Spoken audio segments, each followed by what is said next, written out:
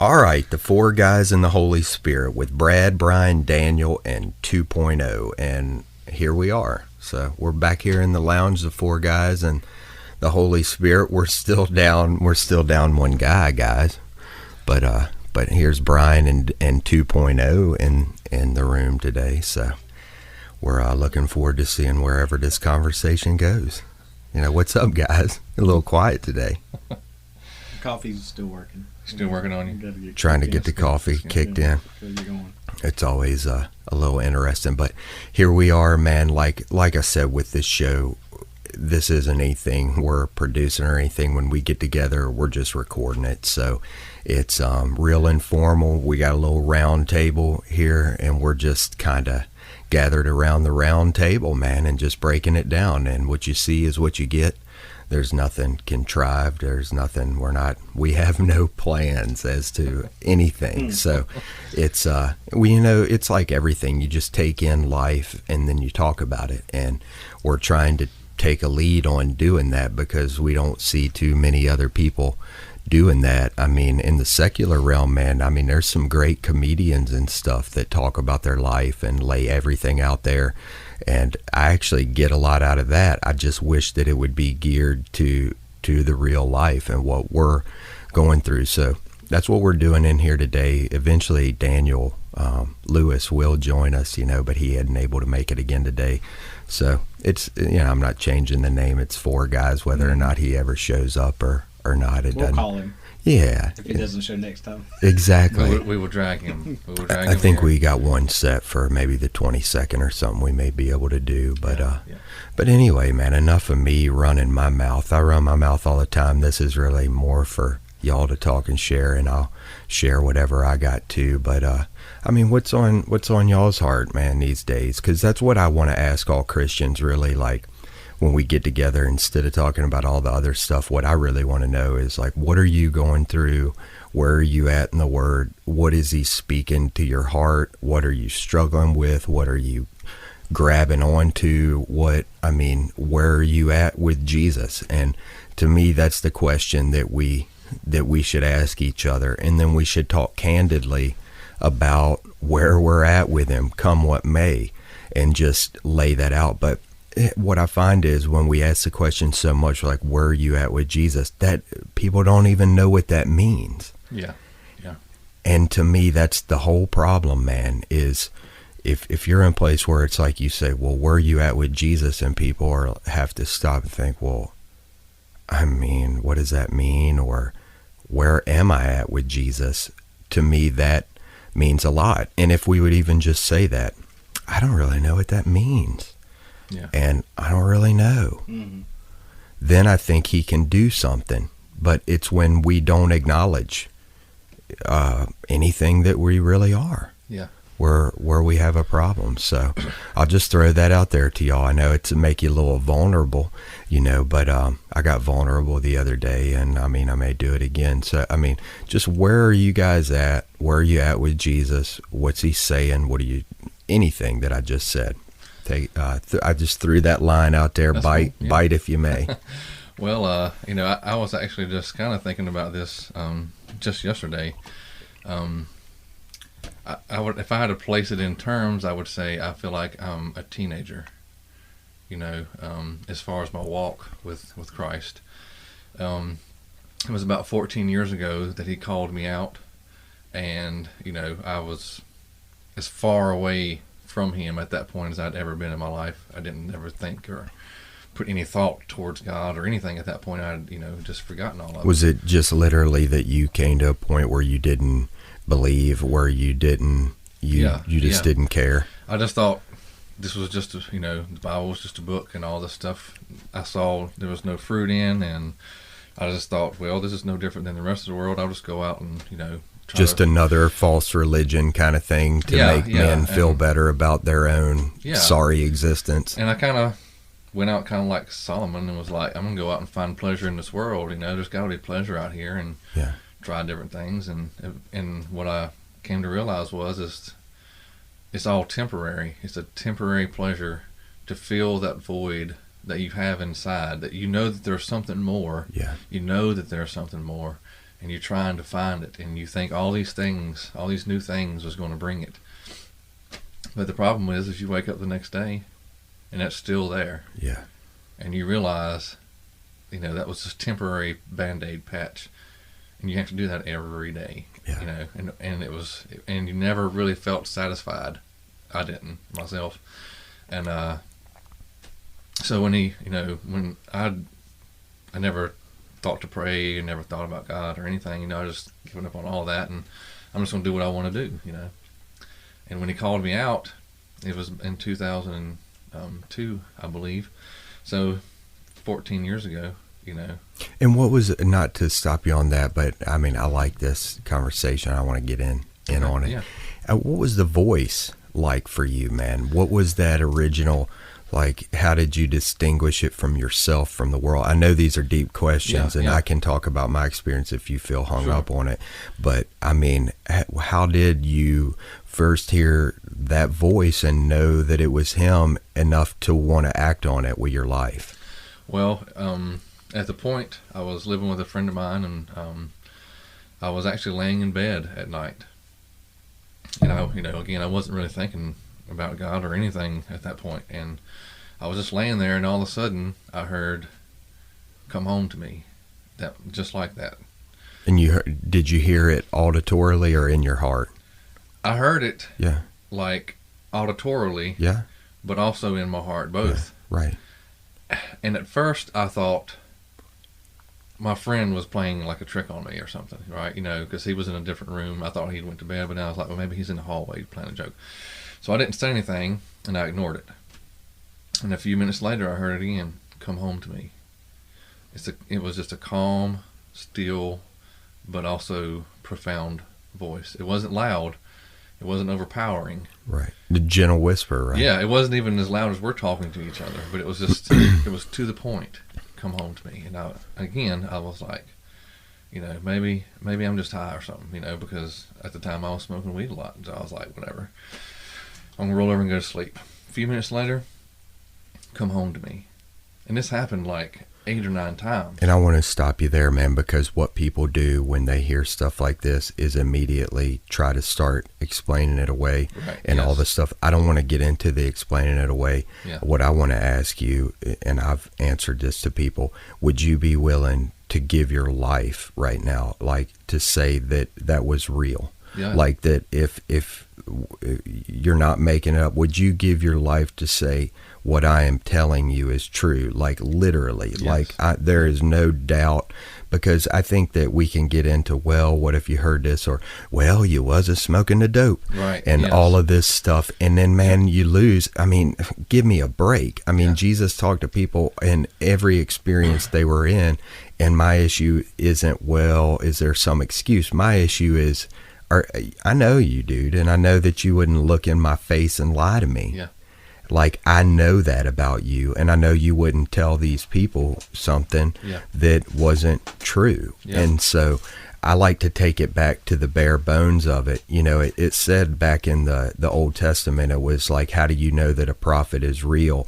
If everything that they ever say comes true, and if one thing doesn't, then in the old law, they were supposed to kill them. Yeah. So we're not supposed to kill anybody now, but what I ask people really is, are you willing to give your life for this? If you're saying you got this wrong, God strike you dead. And that tends to put a little more soberness on it for people. Mm-hmm. And I already knew that about you, but I just want to say that because it's so important, man. We can't skip over these points. And that's what we do so many times is I heard the voice, and then we move on, and people are like, I don't think he heard the voice. Yeah.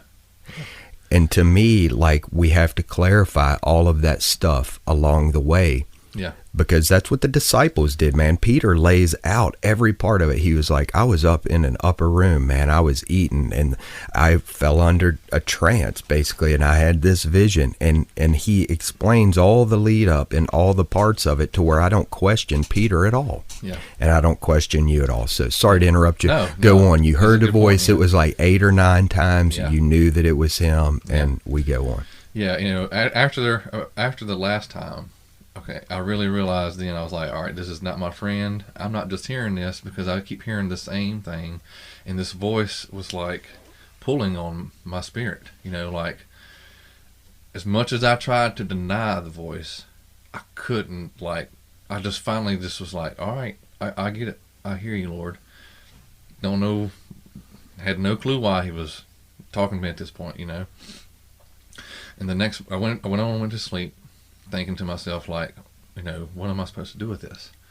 The very next morning, there was a note on our door that we were renting the trailer from a woman who was married to a man, and they were arguing. I guess they got in a fight, and she was going to move out. So she was like, "You guys got to the end of the week. You got to move out." That was what the note said. You know, and as soon as I seen this note, I knew it was a much deeper thing than just "you got to get out." This was a note. To me, it was very clear that it was a sign from God of, in case you doubted, when you woke up this morning, in case you doubted what I said last night, you got to go home. And so I ended up moving back home with my parents, because you got a week to move out. You ain't going to find somewhere else to go. Went back home with my parents, and part of that was to draw me out of what I'd placed myself in. You know, the lifestyle, the situation, you know, that type of thing. And that experience led me to where I didn't have a job for a while. And I was searching for a job, and I was looking through these ads in for Christiansburg area for work, you know, help wanted. And I seen an ad for carpenter helper, which I'd never done anything like that. And it said, "No experience needed." And I heard that same voice say, "Call that number." And I was like, oh, come on. So I turned the page. Once again, I'm pretty hard-headed, so I got a thick skull. And so I turned the page, kept reading a few more, and all of a sudden that voice said, "Call that number." Just repeated the same couple words, you know.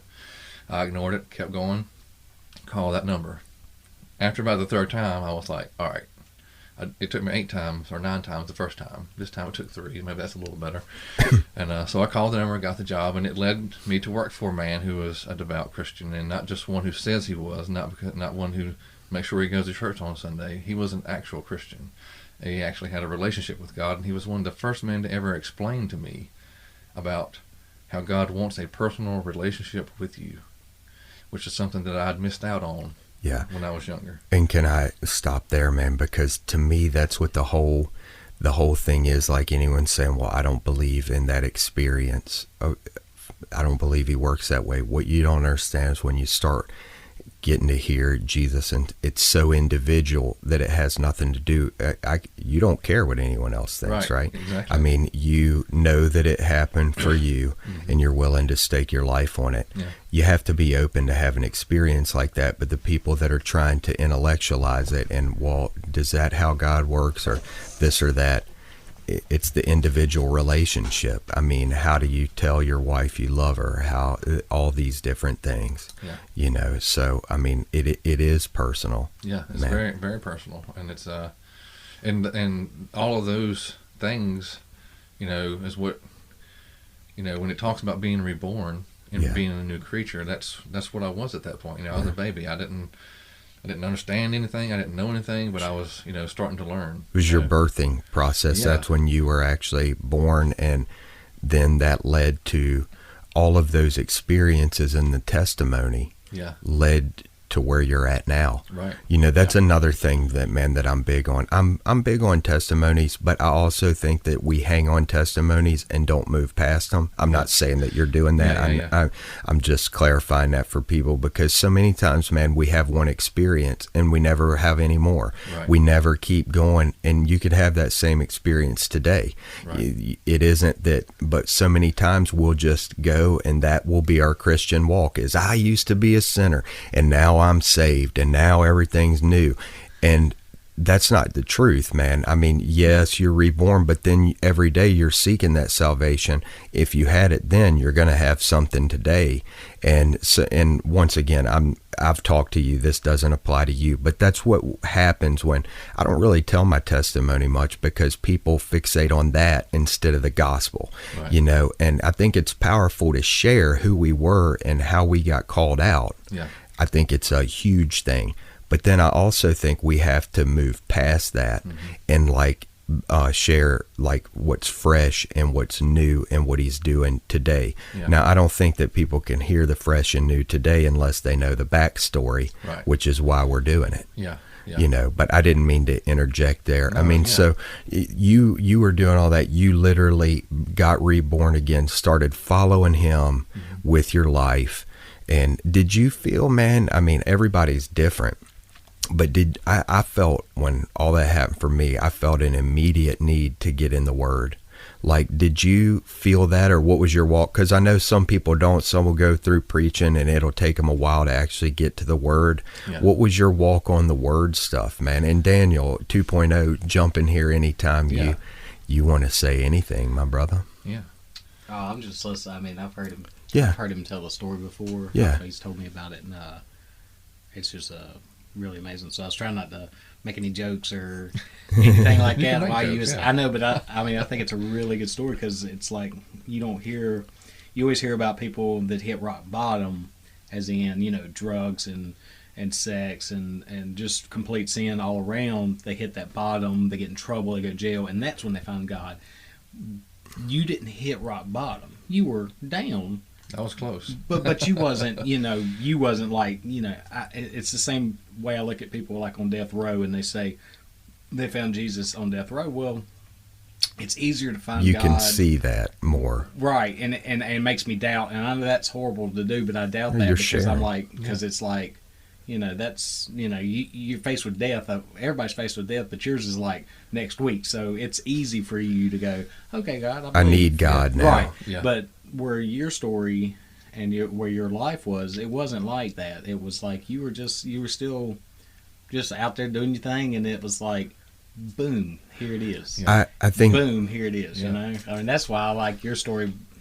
Your story, like it's fake. That's your fiction book. No, but your life, the way that went, because it's good to see that people are not. God's not talking to people when they're at their lowest, or people's only hearing them when they're at their lowest. You were just there, and it happened, and it was like you were like, "Hey, all right," and you just follow the word and started listening, and that's what I like about you. That's why I was just kind of like just sitting here, just like, I ain't saying nothing. Tell you a story because it's awesome. I think you actually brought up a really good point that I'm going to try and make really quick without going into the whole thing. I've been listening to this new comic. He's not a Christian guy. He's just secular. But I actually like his observational comedy, although I'm a Christian, but I can accept his art just for what he's doing, and I like him. His name's Mark Maron. He's got a podcast and stuff like this. But I think this is an interesting point to bring out, because in his comedy routine, he said, I believe that people come to Jesus for only two reasons. He's like, you've hit rock bottom, you lose everything. And he's like, you wake up in a puddle of your own mess going, where's my shoe? Mm-hmm.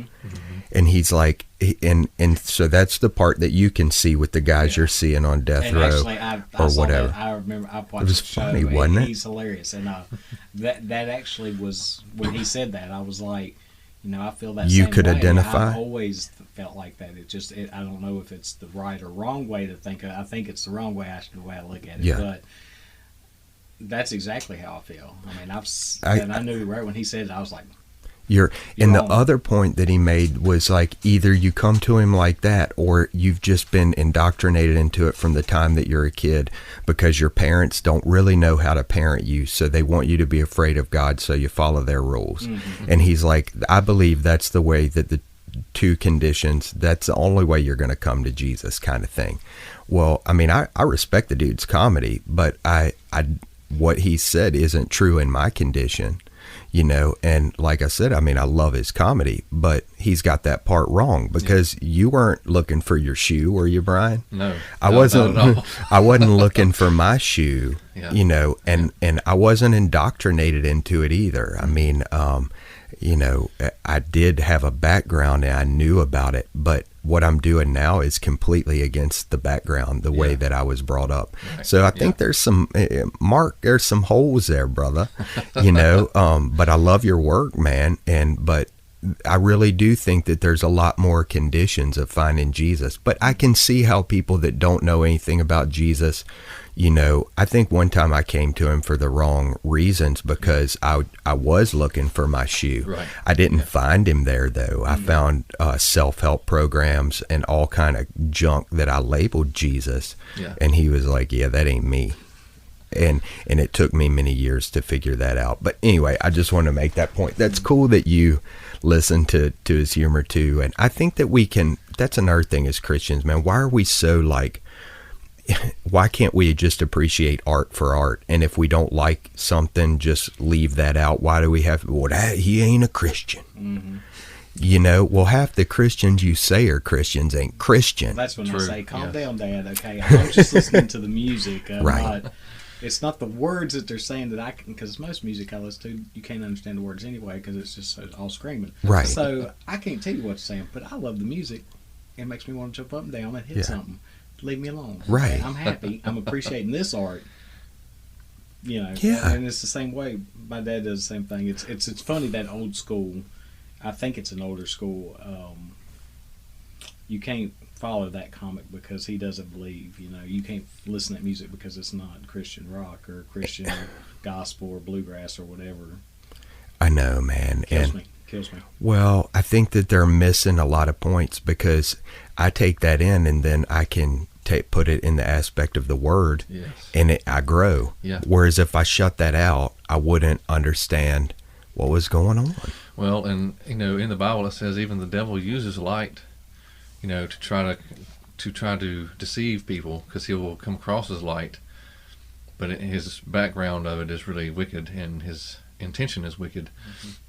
But he will actually use light, just a pinch of it here and a pinch of it there.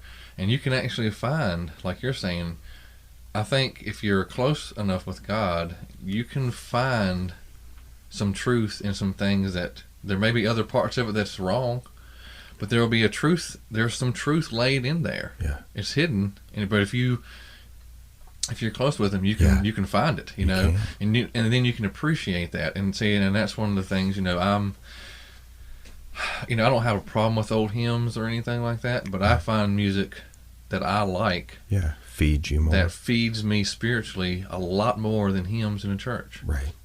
And again, that's not putting down the hymns if of the that church. Feeds them, you're cool with it. But don't say that I have to be fed by the same. Or that what I'm getting fed from isn't. Because, when I listen to like Modest Yahoo is one of my favorite artists, man, that uplifts my spirit more than any other music that I've listened to. Yeah. A lot of people would listen to it, in the church and be like, you can't be listening to that, like you said earlier, like he's not a Christian, he's a Jew. Right. So what? You're getting. He talks about God, and that's what his message is about, and his message is a lot like what we're talking about here. Is like he talks about how he has struggles, and how he has failures, but he still continues to seek and try to learn and grow, and to me, that's what it's about. Anyone who thinks that they know it all, they're going to find out real quick that they don't. And the more that he shows me, the more I realize how little I knew when I thought I knew something. And like I said earlier, I feel like I'm a teenager. It's humility, man. I feel like me too. I've been walking with him for a while now. I've got my feet under me. I know how to drive a car. But I still feel like there's so much out in front of me that I still don't see or have a grasp on that I want. But I know it's going to take that time. It's going to take that work to get there. And Brian, if you don't have that realization, you're a Pharisee. Right. You think that you already got it. Yes. And thinking that negates having it. And anybody who's resisting us out there, look into the Word. Why did Jesus use stories of prostitutes, of tax collectors, of social degenerates? Right. All of these stories he used to prove powerful points. Mm-hmm. And then we don't even want to talk about that subject matter because it looks sinful. Well, I think that we're supposed to, because there's great examples of redemption and what he's doing in all of it, just being honest. Yeah. But I don't. And no sin's more important than another. That's the one thing that kills me. Yes. People are like, It's a great well, point. Yeah, they're a murderer and they're horrible, but I only steal from church a little bit. Yeah. I'm just saying, it's those sins that's exactly and right, people. yeah. So when you say stories of prostitute and stuff like that, and people are like, I don't want to talk about that because prostitution. We're just as guilty as they are. Yes. We're Yes. just doing something else wrong. Yeah. But as you say that, people don't believe it. No, It makes their blood boil. Actually. Like they really. ain't that bad. People will say What's he that talking about? Jesus doesn't sin is sin. They will say that all day long and then show you all the categories of the sins that are worse than the other sins. Yeah. There's no, See, everything is the same. Yeah. That drives me nuts, Yeah, guys. and I was thinking about that earlier, and I was thinking about this exact thing earlier, and all those things that we just mentioned are sins. And there's other things that are sins, and they're on the same level. And if a person really wants to break it down, like you're saying, and point out where in the Bible it says that this is worse than this, this is what came to me. The disciples asked Jesus to tell them what was the greatest commandment. Right. He didn't give them one answer, he gave them two. Yeah. And he said, love God with all your heart, mind, spirit, and strength. Mm-hmm. And love your neighbor as yourself. Yep. So if you want to put a value on what's more important, loving God and loving your neighbor like yourself is it. Yeah. And if you can't do that, it doesn't matter if you don't do any of the other stuff. It does not matter. And it talks about, if I give to the poor and if I do all these other things, but I don't have love, it profits me nothing and I am nothing. That's right. And basically what that means is you can try not to sin as much as you can. You can say, I don't go out and cheat. I don't go out and kill. I don't go out and do drugs. I don't go out and prostitute. Yeah. But if you don't love your neighbor like yourself, it's all the same. Well, It negates everything that you think that you're doing right. It does, Brian. And that's what's killer to me, like you're saying, because we want to it's like you said, it's the mind of the Pharisee that so many want to hold on to. It's like, well, we know the laws and we keep the laws and we do this and we do that, and it's like, but do you love your neighbor? Do you help those, or are you too busy pointing your finger and pushing them down in the dirt that they're already in? When Jesus did the opposite, and that's one of the reasons why the Pharisees could not accept Jesus. He sat and ate with the sinners, and they sit there and was like talking to his disciples. Why is your master hanging out with those sinners over there? What's he doing? You can't be fellowshipping with them. And Jesus flat out told them, I didn't come here to help the healthy. Yeah. They don't need a physician. I mean, his disciples broke their law. He did, and people leave that point out of it. Yeah. And the thing about this, man, you made a amazing point, and I want you to keep talking about it. This is the deal right here, man, is Christians think that being a Christian is that we're supposed to point out other people's sin. Mm-hmm. Okay, now don't get this wrong. Listen to me on this. We are not supposed to point out other people's sin. Okay, the plank and the log. Yep. Read the thing. What we're supposed to do is preach the gospel. That is a different thing. We hold out what sin is in a greater scale, but it's not a personal thing. That personal thing is between you and God. Right. Now, if you came to me and asked me, is this a sin? Well, pretty much anything you ask me is going to be a sin, but to start off with. Yeah. But I do know what biblical sin is. I will hold to that and say, yes, it is a sin. I'm not one of these people come to me with some new age political idea. Well, I don't think that our culture is accepting this now. Is it a sin? Of course it's a sin, but everything is a sin that we're doing. We have to fight the sin. But my point in this is my job as a Christian is not to point out your sin to you. Right. Yeah. That's not but we've traded the gospel. My job is to preach the gospel, which is the truth, the only truth on the planet. Everything else will fall into place. Yes. But we have forsaken preaching the gospel for pointing out your sin. Yeah. And what he's saying is when you do that, you have a log in your own eye and you can't even see your own sin. And dude, that's my gripe with the modern American church. We've exchanged going out preaching the word and living it for trying to look good and point out other sins. And it's a self-help program that is nowhere resembling of the Bible. It disgusts me, and it's why we're standing up for it, because we have to take it back. Yeah. Yeah. And instead it becomes, well, Daniel, I think you're a sinner because you listen to loud music or something. Or did you know Did you know that Daniel, he be listening to that heavy metal stuff? You know, you just talking about, I don't know if he's saved or not. I just don't know. And it's like, well, what's the last thing you did? I mean, did you forget that? Because Exactly. I can guarantee you did something today that was a sin. It's in the category. See, that's where we get into what you brought up 2.0, which is we get into this category. I'm not into homosexuality or prostitution or any of that weird stuff that weird people do. So I don't know why you're on me. I mean, if you have bitterness towards someone, what the Bible says, it's the same as if you're homosexual. Yes, that's right. See, I want people to see that. You can see the sin. Now, are you saying homosexuality is right? No, it's biblically a sin. It will not produce fruit. But neither is your life. So you work on yourself. That person will work on themselves. If anyone asks you and comes to you and says, is it a sin? You have to know the Bible and go back and say yes. Yeah. But now, is it my job to get you not to be sinful? No. It's my job to preach the gospel and let the chips fall where they may. But also love that person. Love them in spite of it. That's what gets... He loves us. Yeah, I mean... And look at us, and that is another thing, like... Another reason why the Pharisees could not accept him, I strongly believe this, is because he told them, love your enemies. Yeah. Do not just love your brethren, because if you only love those who love you, what more are you doing than the politicians? That's exactly right. You're doing nothing more. He said, your heavenly Father is good to the just and the unjust. That's what you're supposed to do. He loves them. That's what you're supposed to do. Yeah. And it's not easy, and that's why they couldn't accept it. It's not easy, and that's one of the hardest things I've dealt with my entire life. It's hard for any of us because it goes against our human nature. It's like we want to feel justified in not liking someone because they've done something wrong. But then when you think about it, it's like, well, if God hated me for anything I've done wrong, well, I don't stand a chance, And we're back to... Go ahead, But Dan. then my sins aren't as bad as theirs. That's exactly what I was going to say. That's right. That's right. Well, see, and that's the false part of it. Yeah. That's what we're trying to root out right now. Mm-hmm. Yeah. Is if you believe in the gospel, what the gospel says is there's no grading of sin. And Jesus never tried to actually convince anybody of anything. He preached the gospel. Yeah. You either got it or you didn't. He didn't sit there trying to convince someone of their own sin. I mean, he just presented the truth and what you did.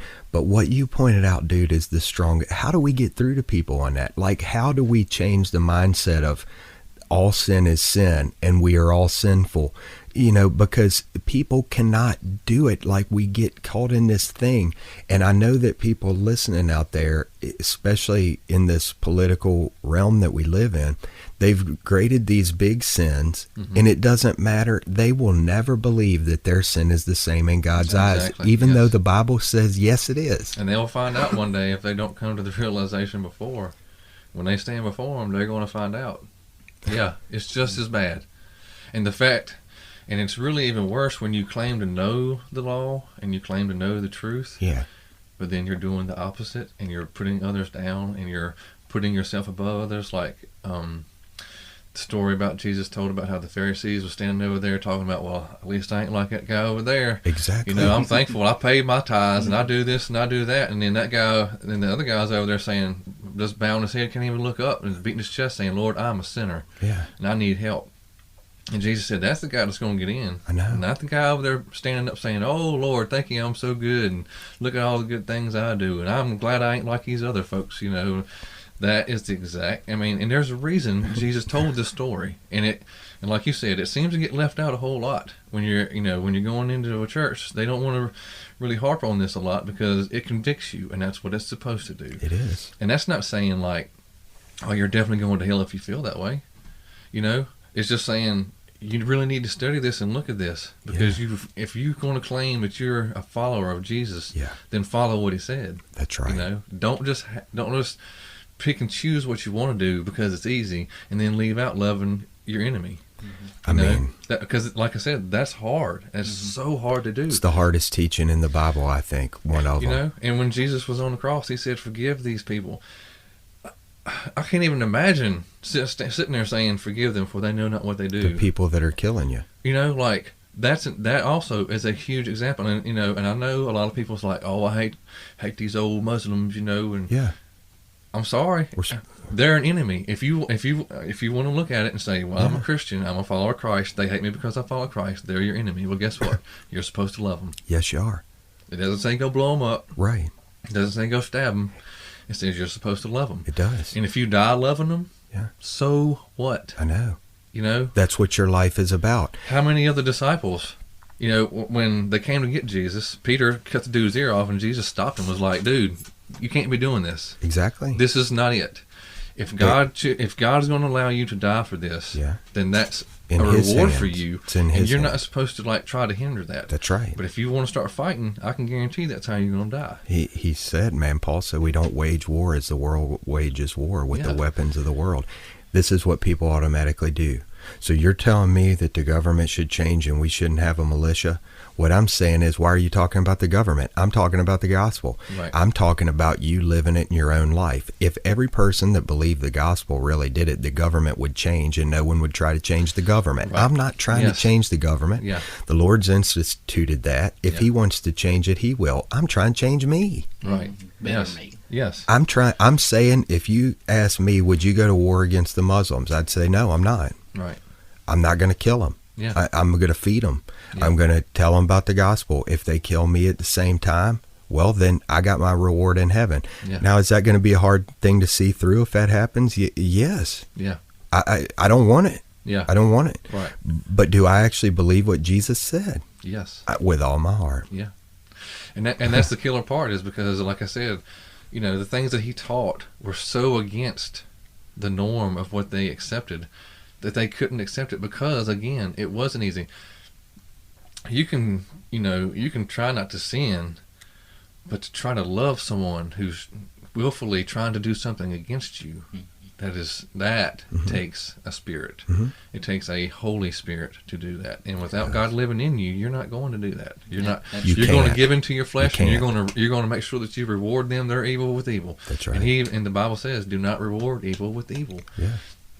Well, I don't understand. We all need to look. Yeah, it is, and I don't understand how we got so far off of that we say, no. If they're going to kill us, we're going to kill them. That's not what the Bible says. Show me where it says that. And we call ourselves Christians. Yes, and when we get so bent out of shape, it's like, oh, and I had a guy one time when this whole ISIS thing started up. A guy said something to me about how he had his gun, and if they came to his house, he was they was going to meet the bullet or something, and I just looked at him and he asked me something about if I had a gun, and I was like, no, and he was like, what are you going to do if they come to your house? And I'm like, and it instantly hit me, and the question stands to anyone who wants to say different: who is stronger, ISIS or God? Period. And if you're saying that you have to have a gun to protect yourself, Mm-hmm. then you're also saying that God is not mighty enough to protect you, his child. I agree. Now, that doesn't mean having a gun's wrong. Right, exactly. And that's the problem that so many people, I think, get into, is if you say one thing like that, and this is what happened to Jesus That's all right. the time. You're hitting on it. Anytime he said something that going against the grain, it's like, so what you're saying is we can't have this or we can't do that, and it's like, no, Missed the point. Did I say that? Missed the point. Did that come out of my mouth? Are you That's saying that I can't protect my family with a gun? No. See, but that's.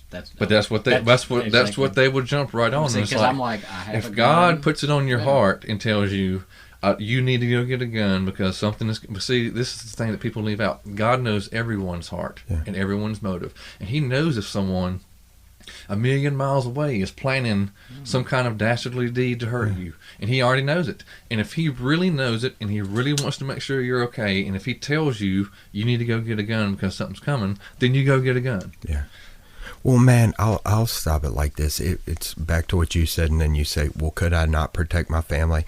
It's not my deal to tell you how to live your life. If you ask me, is it okay if I kill someone, I would tell you no. No, Right. we're not supposed to get But you know what? I'm not your moral police. But if you I d- cheat on my taxes, If- that's a sin. if you so c- can I kill somebody the same sin? Daniel, Same, right? if somebody broke into your house tonight and you killed them, wouldn't love you any less. If you came to me and you said, did God want me to kill that person? I would say no. Yeah. He didn't. But it would be to me to ask for forgiveness. But that's your issue, not mine. And do I love you any less or think that what you did was wrong? Well, I mean, biblically, he said, don't kill anyone. Okay. But I'm not the moral police. That's why I'm not trying to go out there, and it's not my job to get someone who's gay not to be gay. Right. Yeah. It's my job to preach the gospel. It's not my job to keep you from killing someone that breaks into your house. I trust that if you're seeking Jesus Christ, he will let you know what to do, when to do it, how to do it. That's none of my business. Right. See, and that's the thing. It's like you look at the aspects of people that become law enforcement officers or in the military and stuff, and they might be God's path for them to protect others, and they might be someone who knows that they're not killing. If they do it, it's not like they're doing it to protect, but they also in their heart know that they're doing wrong, and they're going to ask for forgiveness, and they're trying. And I know that it sounds kind of I get it. No, it's kind of a sticky subject. Like it sounds weird, but it's it doesn't. It makes sense because that's their path. That's what they can do. They can handle their abilities to protect others. Yeah. And that's why I was sitting there thinking when you was talking about, well, do we send them over for war? And I couldn't do it. I'm not man enough to go overseas and leave my family. I mean, that's just bottom line. Yeah. Could I kill someone? I don't know. Well, man, it's like the centurion. He was a Roman killer official. He did the same thing. And God pulled him out of that, said, you have more faith than all these other people. So we're basing it on the wrong things. Exactly. I'm not trying to change the government. But if me and you believe that killing isn't right, we're not going to go and enlist to do it. Exactly. Now, if they came to me and forced me to do it, that's a different issue. It's not under my control at that point. I don't know. See, I don't think we have to get into that. Then that's the thing. And that's what I was just when you were talking about it, I was sitting there thinking, because I was like wearing this Wounded Warrior Project sweater, and I was sitting there thinking, I'm not against veterans. I love them. That's the thing, and I could sit and think when we're talking, I'll sit there and think of what would people say as he's saying this. Because of course, I'm agreeing with you, but I'm like, what would they say? That's what we have to do here. Yes. And that's what I was thinking when you said that. I was like, somebody's going to say, he's going to be like, we don't need an army. Exactly. That's not, just like to your point, Brian, that's not what I'm saying. Right. I'm not. But God has instituted that we're always going to have a government. They always were. But is God the government? Absolutely not. Right. It's separate from him completely, but he's instituted it. But his word, see, that's the problem, is we've morphed it together. And that's why people still today fight for, there's a reason why our founding fathers separated church and state. Yeah. It's supposed to be separated. Jesus never combined the two himself. He never tried to get the Roman government to change their government. Right. He just preached the gospel. The people that hear it follow it. And if we would all do that, all the governments would change around us without us trying to change anything. Yeah, exactly. But no one believes it enough to do it. And we're trying to change the government, which it's a big mess. Yeah, you can't. Yeah. No. And it turns into a disaster. Yeah. Well, and I was thinking about recently also how at first the Jewish, when they became Israel, they didn't have a king, but they saw these other tribes that did, and they started pleading with God. Oh man, we need a king, and he didn't want them to have one. That's right. But eventually he was like, all right, you know what? You keep asking for it. I know it's not the right thing for you, but if that's what you want, I'm going to let you have it to show you that you're separating it from me, and it's not going to come out. It's not going to turn out like you planned. So he finally gave him a king, and all through those different situations, you see those different kings. They went through different things, and bad things happened in the state that they were in. And it's like he was. Sometimes God doesn't give us what we ask for because He knows we don't need it, but then other times He will allow us to take a path just to show us. Okay, look, help us learn that lesson. Right. Because I'm not going to learn that lesson by you just telling me. Right. I got to live it. But He knows, okay, I'll let you guys go live us for a while, and then you come back and tell me how that worked out for you, and it's like, so that's what He did, and, and that's kind of like where we rely more on the government than we rely on God. And that's where, to me, the real issue comes in, and we want You know, the government can make all the laws they want. Yeah. Criminals are still going to break the laws. Yeah. It's not going to change people doing bad things. And I don't care how many laws you write. People are going to do bad things because that's our human nature. You can't trust in any system to do what you're supposed to do yourself. And you can't force it on someone. And that's like what you're saying. You can't make God and the government be together in the form of, they have to be the same thing, because God doesn't force us to do the right thing. Mm-mm. Now, he lays it on our hearts.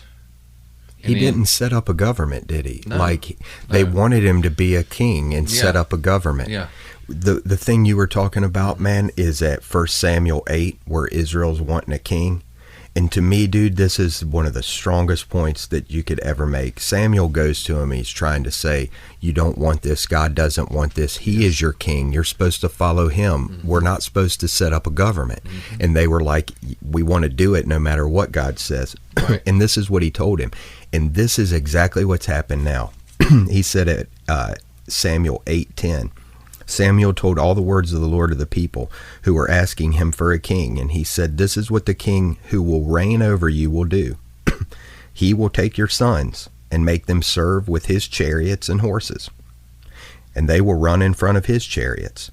Some he will assign to be commanders of thousands and commanders of 50s, and others to plow his ground and to reap his harvest, and still others to make weapons of his war and equipment for his chariots. He will take your daughters to be perfumers and cooks and bakers. He will take the best of your fields and vineyards and olive groves